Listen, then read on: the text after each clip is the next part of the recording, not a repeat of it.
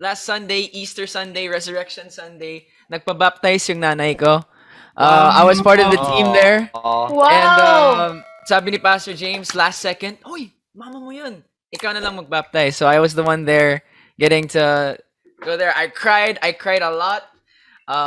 It was great. It was a great Sunday. So, mga pamilya sa lahat ng siguro mga fans since 2016, kung kilala nyo ang nanay ko, she never ever show her face in public kasi mahiyain siya. So this just goes to show there's always hope.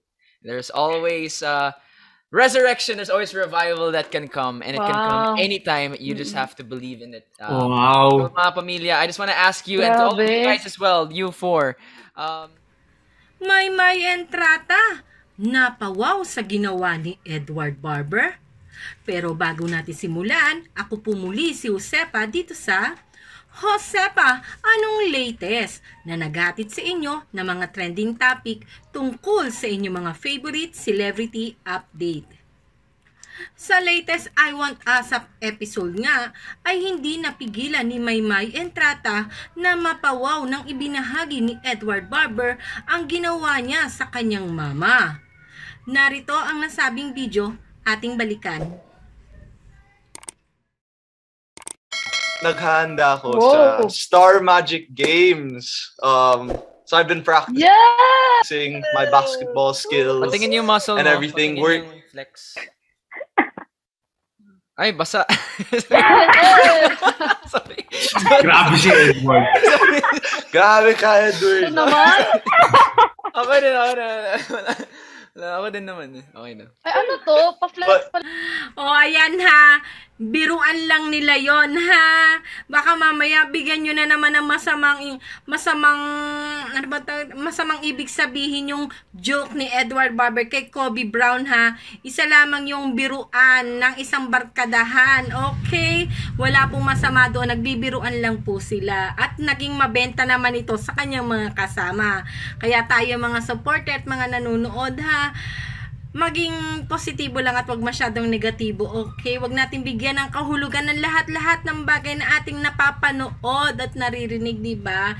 Ay sa bagay, totoo naman yung sinabi talaga ni Edward Barber, di ba? Basa naman talaga yung damit, di ba, ni Kobe Brown nung itinaas niya, di ba? Sasabihin ba naman ni Edward yun na basa, kung hindi naman talaga basa, di ba? Pero joke lang yon. Pero kahit joke, totoo naman, di ba? Yan ang tinatawag na half meant, di ba? O eto, tuloy na natin ang video. Pala to, pa-flex, hashtag pa-flex pala. Hashtag the best nga, the best. Alam nyo guys, ang isang dapat i-flex ni Kobe for today's video ay ang kanyang mic kasi totoo na Lovely. Ay, sakal ko si Lovely. Ha? Ano?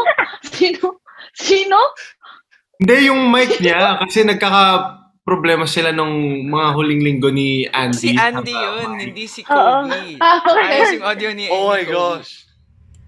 Yan, ilang araw kasi ilang week bang wala si Maymay Entrata sa I Want ASAP, kaya parang lutang siya, parang hindi niya tuloy alam ang nangyayari, di ba?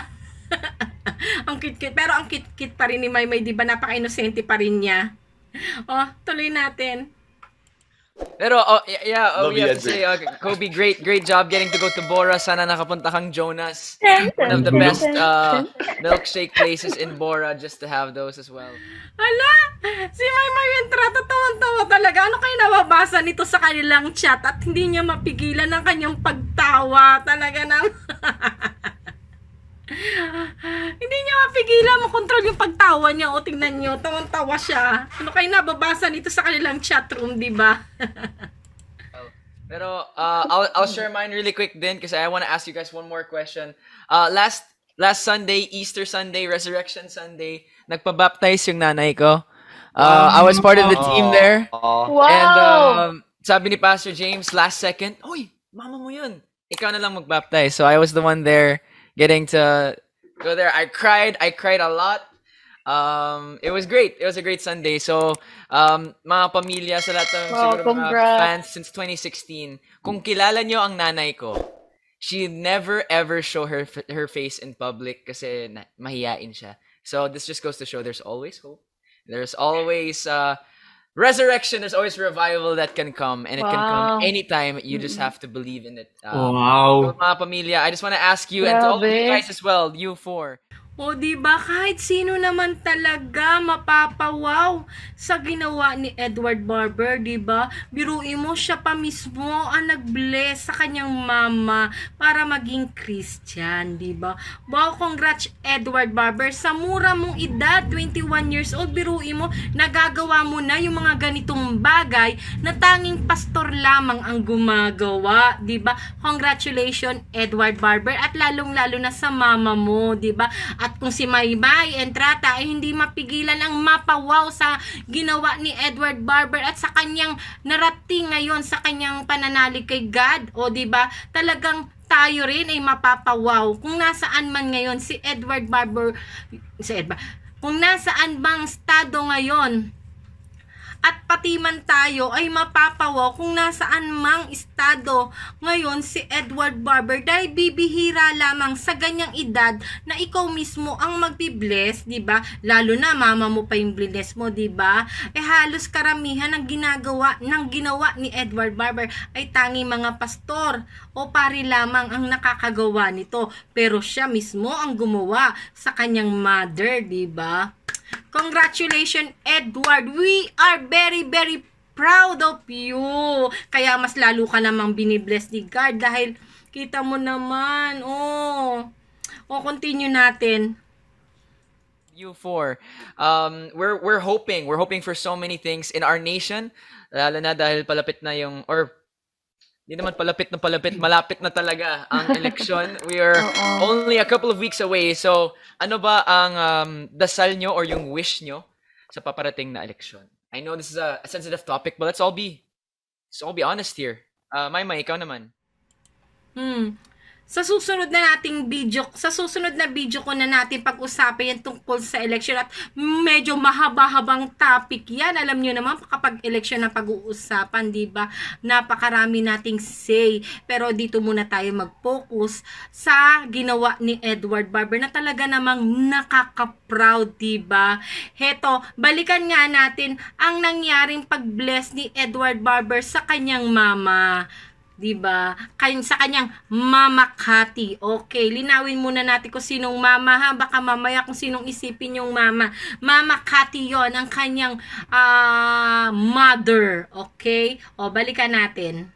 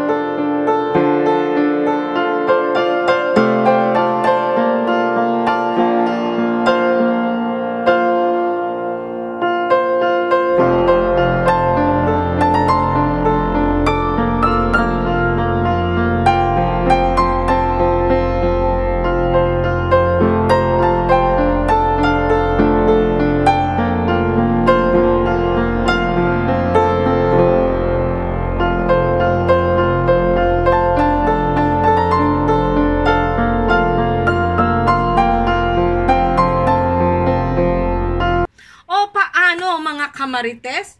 Naging proud din ba kayo kay Edward Barber? Kagaya din ba kayo ni Maymay Entrata na talaga namang hindi napigilan na mapawaw sa ginawa ni Edward Barber, na siya naman talagang tunay na nakaka-proud, diba? I-comment nyo na yan at huwag kalimutang mag-subscribe, like, at i-click ang ring button para lagi kayong updated sa mga latest video ko. O, paano mga kamarites? Ako pumuli si Josepa. Hanggang sa muli, paalam!